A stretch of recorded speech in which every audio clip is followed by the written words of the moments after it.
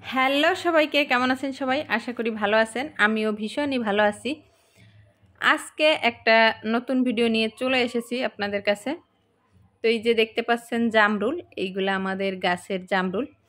লোকের তো এত সুন্দর ছাদ বাগান থাকে, মানে দেখানোর মতো। তো আমাদেরও কিন্তু এইটা একটা ছাদ বাগান, অন্য রকমের। এই যে গাছগুলো দেখতে পাচ্ছেন, এই গাছগুলোর গোড়া কিন্তু মাটিতেই, কিন্তু সমস্ত ফল এসে পড়েছে ছাদের উপর। এইটা একটা আলাদা রকমের মজা যে ফল তোলা যায় উপরে বসে, আর নিচে যখন আমরা কাজ করি তখন গাছে জল দিতে পারি।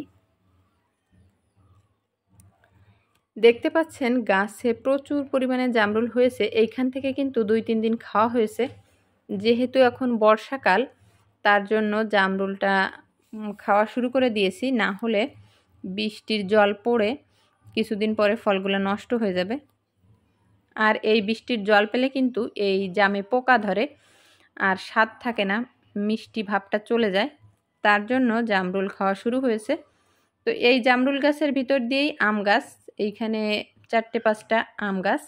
তো এবার আম কম হয়েছে, এই গাছগুলোতে কম হয়েছে, কিন্তু আমাদের অন্যান্য আম গাছে আম হয়েছে।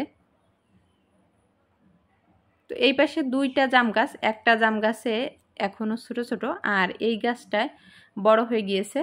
তো এই যে এই গাছটা এবার একদমই আম হয়নি, পাতা বেরিয়েছে, নতুন পাতা। এই পাশে সুপারি গাছ, তার এই পাশেই রয়েছে আমড়া গাছ। এই আমড়া গাছগুলোতে কিন্তু এবছর আমড়া হয়েছে, গত বছরও হয়েছিল, তবে খুব বেশি হয়নি গত বছর। এবছর অনেকটাই হয়েছে। যেহেতু এখনও ছোট, পাতার ফাঁকে ফাঁকে, তার জন্য আমরা খুব বেশি দেখা যাচ্ছে না। এই আমড়া গাছগুলো 2 বছর আগেই লাগানো হয়েছে, কিন্তু খুব দ্রুত বেড়ে গেছে। তো আমার বর এই চারা 2টা কিনে এনেছিল বাড়ির পিছনে বাগানে লাগানোর জন্য। তো এই যে আমড়া গাছটা এত দ্রুত বাড়ে আমি জানতাম না। যে কচি পাতা বের হয়েছে, তার ভিতর দিয়ে দেখেন আমড়াগুলোও কিন্তু খুব মিষ্টি। আমি গত বছর খেয়েছিলাম।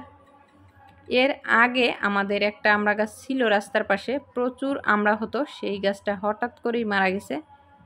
তো আমড়া গাছের পাশেই কাঁঠাল গাছ। এই কাঁঠাল গাছের কাঁঠালের ভিতরের কোষগুলো একদম নরম হয়, কিন্তু প্রচণ্ড মিষ্টি, দেশি কাঁঠাল এটা। তার পাশেই রয়েছে সবেদা গাছ। এই যে সবেদা গাছে এরকম পাতায় নোংরা পড়েছে, কেননা এখন যেহেতু ধানের কাজ চলছে। তো এই যে সবেদাগুলো কিন্তু 2-1টা পেকেছিল, এখান থেকে তোলা হয়েছে। এইগুলাও দেশি সবেদা। এই সফেদাগুলা অনেক মিষ্টি, কিন্তু এরকম ছোট হয়। আমি আগে কখনো সফেদা খেতাম না, কিন্তু এই ফলগুলো খাওয়ার পরে আমি টেস্ট পেয়েছি যে কতটা মিষ্টি হতে পারে সফেদা ফল। তার পরবর্তীতে চলে এসেছি পেয়ারা গাছের কাছে।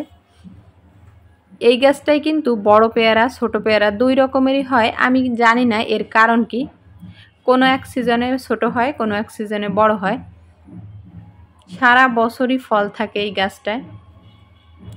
তো আমার এই ভিডিওটি সত্যি আমি এত ভালো লেগেছে করার সময়, যে এত সুন্দর একটা ছাদ বাগান রয়েছে। পরবর্তীতে যখন আমি একদম স্থায়ীভাবে বাড়ি থাকবো, তখন একটা সুন্দর ছাদ